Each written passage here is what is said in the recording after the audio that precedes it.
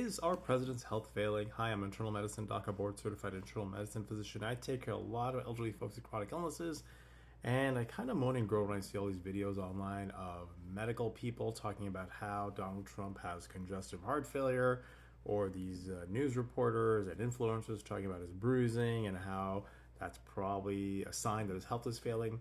Let's talk about that from someone who actually takes care of people in the community with all those different types of diagnoses.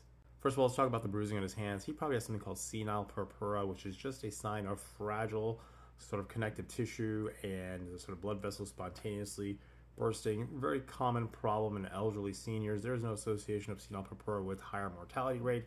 His higher risk of mortality just comes from his age, that he's over 80 years old. Now let's talk about his leg swelling, and everybody's jumping on board saying he's got congestive heart failure. He's got congestive heart failure.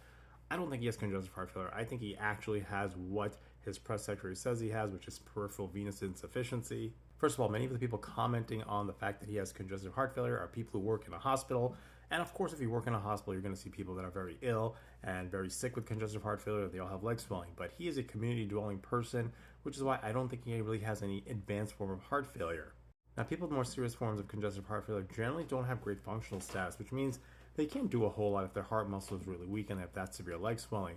As I see President Trump sort of walk around campus or the White House, traveling, doing all sorts of things, I think his functional status actually looks overall pretty decent for an 80-year-old. And so because of overall decent functional status, I don't think he has severe systolic heart failure. He may have some form of diastolic heart failure, which is more stiffening of the heart wall muscle, which can be easily managed with some blood pressure medicine. That's some sort of more less severe form of heart failure in the earlier stages. Perhaps he has a little bit of that, but I think his leg swelling is primarily from what they say he has, which is peripheral venous insufficiency.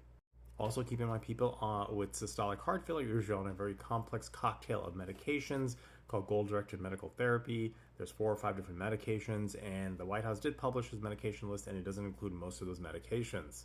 So in summary, he clinically does not look like someone with severe form of heart failure leading to that severe kind of leg swelling.